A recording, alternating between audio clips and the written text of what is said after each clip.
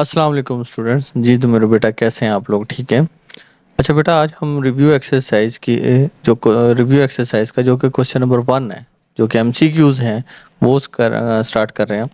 अब पहला पहला जो एमसीक्यूज है उसको देखें कि अयोटा स्क्वायर प्लस अयोटा की पावर 4 किसके इक्वल होगी। तो हमने अब सीखा हुआ है कि जी अयोटा अगर स्क्वायर आ जाए और 7 प्लस अयोटा की पावर 4 हो, तो हमें अयोटा स्क्वायर की वैल्यू पता है क्या होती थी, -1। तो हमने अयोटा स्क्वायर की जगह डाला -1 प्लस। ठीक है। अब देखें कि अयोटा 4 को पहले हम क्या करते थे, अयोटा स्क्वायर करते थे और बाहर पावर क्या डाल देंगे, 2। अब ये -1 प्लस अयोटा स्क्वायर की वैल्यू क्या पुट की हमने, -1, और ऊपर क्या आ गया, स्क्वायर था तो स्क्वायर डाल दिया। -1 एज इट इज आया। ये प्लस और ये माइनस क्या हुआ, हमारे पास माइनस हो गया। और वन का और नहीं नहीं, माइनस नहीं हो गया। इसमें देखें अब क्या होगा, अब -1 का जो स्क्वायर ओपन करेंगे तो वो हमेशा 1 होता है।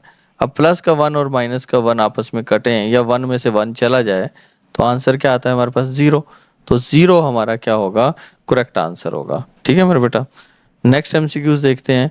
वो कहता है कि रियल पार्ट ऑफ, अब ये दो वैल्यूज दी हैं उसने, मतलब एक दूसरे का कॉन्जुगेट दिया हुआ है। 2 - 3 आयोटा, 2 + 3 आयोटा। वो कहता है कि इसका आंसर जो आएगा ना, उस आंसर में रियल पार्ट कौन सा है। तो हम यहाँ लिख लेते हैं कि 2 प्लस, यहाँ पे नहीं, मैं लिखता हूँ यहाँ पे 2 - 3 आयोटा और साथ यहाँ पर 2 + 3 आयोटा। अब यही 2 पहले, या फार्मूला क्लोज कर दो, सेम वैल्यूज है ना, तो फार्मूला क्लोज करते हैं, 2 का स्क्वायर -3 आयोटा का स्क्वायर।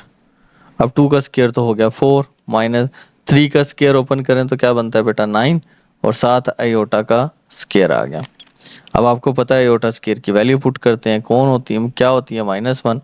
अब 4 माइनस माइनस क्या हुआ बेटा, प्लस। 9 1 ज़र क्या हुआ, 9। 9 + 4 कितना होगा हमारे पास, 13। तो हमारा ऑप्शन क्या होगा मेरे बेटा, 13 होगा, डी वाला। डन। तो ये हमारा करेक्ट आंसर है। नेक्स्ट देखें, imaginary part of this, 2 - iota, 2 + iota, same वही काम करेंगे। क्या करेंगे हम लोग, मल्टीप्लाई करेंगे किसको, 2 - आयोटा और 2 + आयोटा। डन। अब वही फार्मूला क्लोज कर दो, सेम वैल्यूज हैं, तो 2 का स्क्वायर -आयोटा का स्क्वायर। 2 का स्क्वायर क्या हुआ, 4, -आयोटा स्क्वायर की वैल्यू क्या हुई, -1। तो 4 माइनस माइनस क्या हुआ, +1, = 5। तो बेटा देखिए, अब आंसर तो आ गया हमारे पास 5, लेकिन सवाल कहता है कि इमेजिनरी पार्ट बताएं इसका। अब इमेजिनरी पार्ट देखें, आंसर क्या आ गया, 5 है ना। तो मैं इसको 5 + 0 आयोटा तो लिख सकता हूँ। तो अयोटा के साथ जो नंबर आ रहा है ना, वो इमेजिनरी पार्ट है। तो 0 हमारा क्या होगा, इमेजिनरी पार्ट होगा। ठीक है। नेक्स्ट वाला देखें, x + iota y will be pure imaginary number when. अच्छा, x + y आयोटा हो तो pure number x + iota y है। तो प्योर इमेजिनरी नंबर तो ये है, इसका मतलब x ये वाला खत्म हो जाना चाहिए। तो x की वैल्यू अगर मैं 0 पुट कर दूं तो 0 + आयोटा y हो, तो ये प्योर इमेजिनरी नंबर है। कब बनेगा ये, जब हम x को 0 पुट करेंगे। ठीक है। नेक्स्ट एमसीक्यूज की तरफ देखें कि what is the additive inverse of 5 - 2 iota. अब 5 - 2 आयोटा का एडिटिव इनवर्स का मतलब क्या होता था, 5 - 2 आयोटा लिखो, एडिटिव इनवर्स का मतलब यहाँ बाहर माइनस लगा दो। अब जब माइनस लगाएंगे तो वो -5 माइनस माइनस +2 आयोटा। तो ये जो -5 +2 आयोटा है ना, -5 +2 आयोटा, डी वाला ऑप्शन, ये हमारा करेक्ट आंसर होगा। ठीक है। तो नेक्स्ट देखिए एमसीक्यूज नंबर 6। अब उसमें कहता है what is the multiplicative inverse of z + iota. अब z 1 + आयोटा का मल्टीप्लिकेटिव इनवर्स लेना हो तो हम क्या करते होते थे, देखिए अगर z = 1 + आयोटा हो तो मल्टीप्लिकेटिव होता था 1/1 + आयोटा। अब जैसे ही आया तो हमने फौरन इसका कॉन्जुगेट लिया, 1 - आयोटा ऊपर भी लिखा और नीचे भी मल्टीप्लाई भी डिवाइड भी कर दिया। अब 1 इससे मल्टीप्लाई होगा तो वो तो यही रहेगा, 1 - आयोटा। नीचे फार्मूला क्लोज हो जाएगा, 1 का स्क्वायर -आयोटा का स्क्वायर। अब 1 - आयोटा, और 1 का स्क्वायर 1 होता है, -आयोटा स्क्वायर की वैल्यू -1। तो अब 1 - आयोटा ओवर 1 माइनस माइनस क्या हो गया बेटा, +1। अब 1 - आयोटा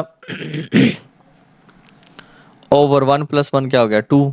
अब इनको सेपरेट कर लेते हैं, 1/2 अलग कर लेते हैं, माइनस आयोटा ओवर 2 अलग कर लेते हैं। आप इसको यूं भी लिख सकते हो ना, जैसे कि 1/2 माइनस ये भी 1/2 अलग लिख के आयोटा साथ लगा दो। तो ये हमारे पास क्या है, एक इमेजिनरी ये फॉर्म आ गई हमारे पास मल्टीप्लिकेटिव इनवर्स की, जो कि सी ऑप्शन है। आगे देखें 7 वाला, कहता है कि अगर z की वैल्यू 4 - 3 आयोटा हो।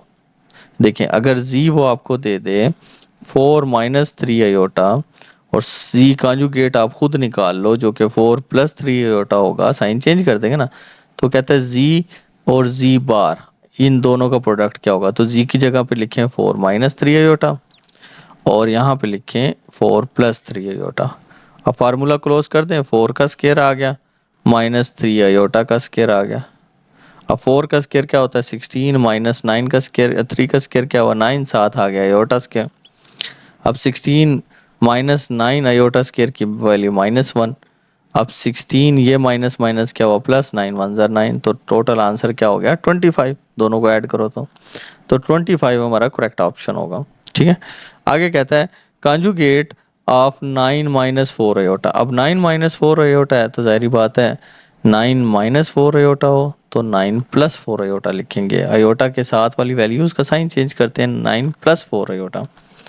नेक्स्ट एमसीक्यूज देखें, अगर वो कहता है कि z आपके पास 4 + 4 आयोटा हो, और z कॉन्जुगेट आप खुद से निकाल लो जो कि बनेगा 4 - 4 आयोटा, तो z को ओ प्लस कर दो z बार के साथ। तो इसका मतलब z की जगह पर z की वैल्यू लिखें 4 + 4 आयोटा, प्लस z बार की वैल्यू लिखें 4 - 4 आयोटा। तो अब अयोटा वाले तो नेगेटिव प्लस कट गए, 4 + 4 क्या हो गया हमारे पास 8 हो गया। तो हमारे पास जो करेक्ट आंसर होगा वो ए वाला 8 होगा।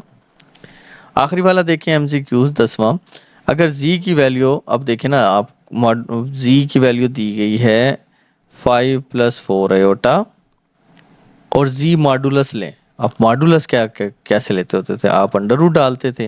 ये जो पहली वैल्यू है इसका स्केयर लेते थे, प्लस दूसरी वैल्यू क्या है 4 आयोटा के साथ वाली वैल्यू नंबर लिखा जाता था उसका स्केयर ले लिया। 5 का स्केयर आया 25, 4 का स्केयर 16, स्केयर रूट डाला।